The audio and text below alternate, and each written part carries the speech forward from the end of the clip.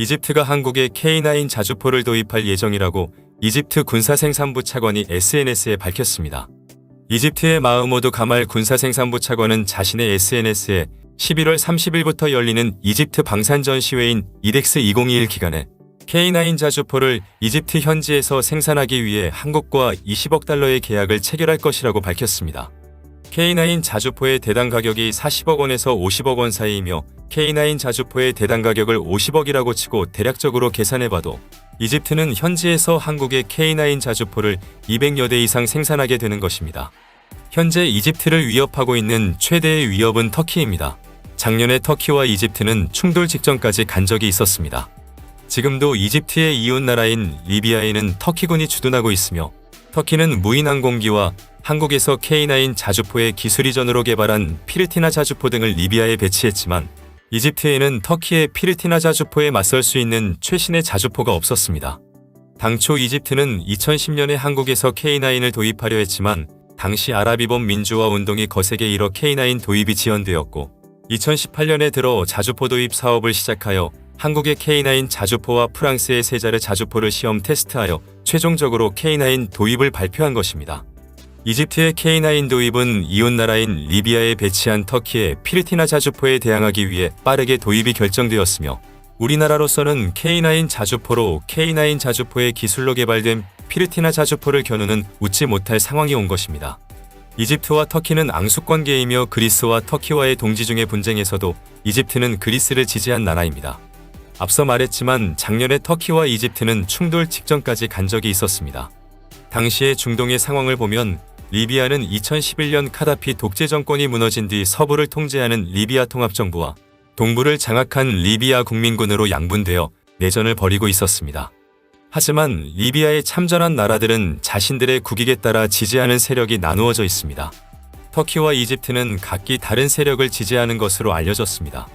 유엔이 인정한 합법정부인 GNA는 미국과 일부 유럽 국가 및 터키와 카타르의 도움을 받고 동부 유전을 장악한 LNA는 아랍에미리트와 이집트, 러시아와 프랑스 등의 지원을 받고 있습니다.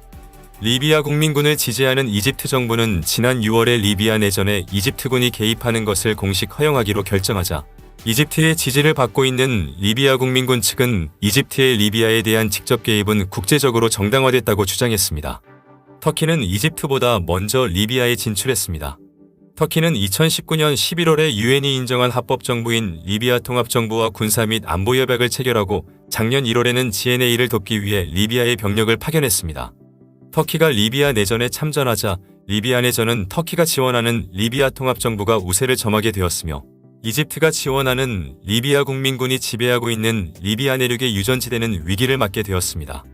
만약 이곳을 터키가 지지하는 리비아 통합정부가 차지한다면 리비아의 주요 유전은 모두 리비아 통합정부에 귀속되기 때문에 리비아의 지하 자원을 겨냥해 리비아 국민군 측을 지원하는 나라로서는 도저히 허용할 수 없는 사태로 보일 수 있었습니다. 여기에 리비아 통합정부를 지원하고 있는 터키는 리비아에 군사기지를 만들어 항구적으로 터키군을 주둔시키기를 원하고 있어 양국 정부 간의 협상이 진행되고 있었습니다. 이 같은 터키의 움직임은 이웃 이집트의 안보상의 걸림돌로 작용하기 때문에 LCC 이집트 대통령은 작년 6월 말에 이집트는 인접 리비아에 군사 개입을 할 정당한 권리를 갖고 있으며 필요에 따라 리비아에서 임무를 수행할 준비를 하겠다고 군에 명령하게 됩니다. 이 움직임을 정당화하기 위해 반정부 조직인 리비아 국민군을 지지하는 토브룩 정부는 리비아 내전에 이집트군 개입을 지지했습니다.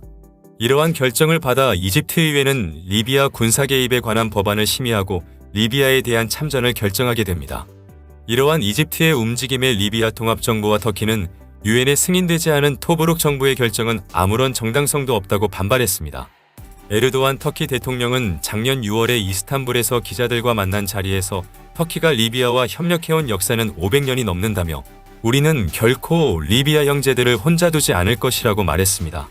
이어 리비아 통합정부와 협력을 강화하기로 결정했다며 이런 조치는 터키가 짊어져야 할 책임의 일부라고 덧붙였습니다.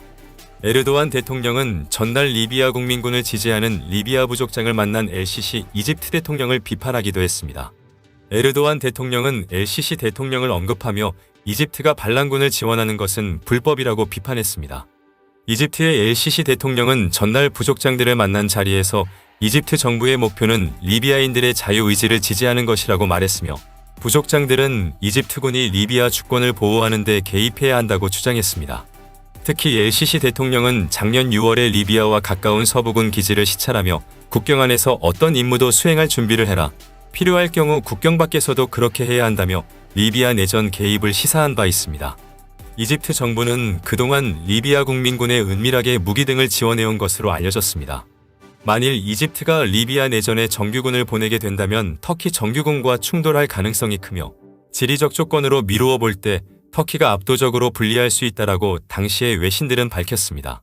이집트는 리비아와의 국경에 M1A1 에이브람스와 장갑차를 다수 집결시키고 있으며 명령만 내리면 리비아에 몰려들 준비가 끝난 반면에 터키는 리비아에 무인항공기와 피르티나 자주포 및 구식 M60A1 전차 등을 배치하여 장비면에서 압도적으로 불리한 것으로 보였습니다.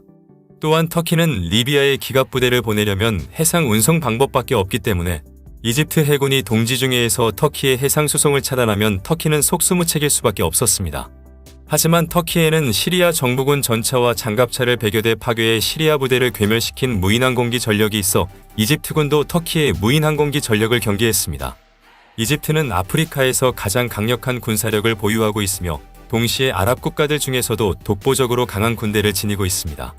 이집트는 지금까지 터키가 상대했던 아랍의 작은 나라들과는 차원이 다른 군사력을 보유하고 있습니다. 이집트는 캠프 데이비드 협정을 계기로 미국의 우방이 되면서 구소련에서 미국으로 무기 수입선을 바꾸어 현재에 이르렀습니다. 아직도 미국제 무기와 구소련 및 프랑스제 무기들을 혼용하고 있으며 이런 무기의 대부분은 미국의 군사원조기 때문에 이집트의 경제력을 넘어선 군사력을 보유하고 있습니다. 따라서 극적인 타협이 없었다면 이집트의 리비아 군사 개입은 시간 문제였으며 터키와의 충돌 가능성은 매우 높아 보였습니다. 하지만 리비아 통합정부와 동부를 장악한 리비아 국민군은 작년 8월에 극적으로 합의하고 휴전하기로 발표하여 터키와 이집트의 충돌도 피할 수 있었습니다. GNA와 LNA 군사 대표단은 지난해 10월에 유엔의 중재로 스위스 제네바에서 휴전 협정에 서명했습니다. 이어 유엔은 리비아의 정치와 지역 및 사회를 대표하는 75명을 초청해 중재회의를 열었고 선거 일정에 대한 합의를 끌어냈습니다. 아프리카에서 가장 많은 석유 매장량을 자랑하는 리비아는 올 12월 24일에 대선과 총선을 통해 정치적 안정을 되찾을 기회를 잡았지만 모든 정파가 선거 결과에 승복할지는 아직 미지수입니다. 또한 아직 선거법도 확정되지 않은 상황에서 선거를 방해하려는 세력들의 활동도 여전해 제대로 된 선거가 치러질지 장담할 수 없습니다. 드베이바 임시총리는 진짜 중요한 것은 선거 결과 수용에 대한 보장과 불복 세력을 처벌해야 한다는 것이라고 강조했습니다. 하지만 터키는 지중해 중앙에 위치한 리비아의 휴전으로 리비아의 미스라타항을 확보해 전략적인 승리를 거뒀습니다.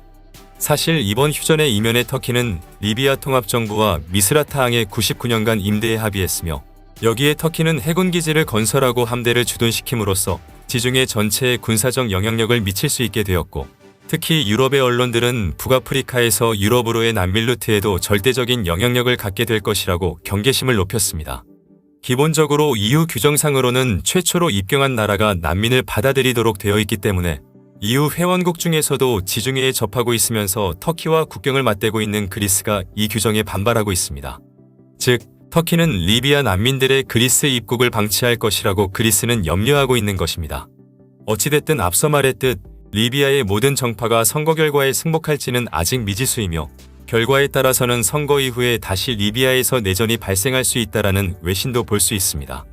최악의 경우이지만 만약 리비아에서 다시 내전이 발생한다면 리비아에 배치 중인 터키의 피르티나 자주포와 이집트가 현지에서 생산한 K9 자주포가 서로를 향해 포를 발사할 수 있는 상황까지 올 수도 있습니다. 아마도 이집트가 K9 자주포를 현지에서 제조하는 것을 가장 싫어하는 국가는 터키일 것입니다.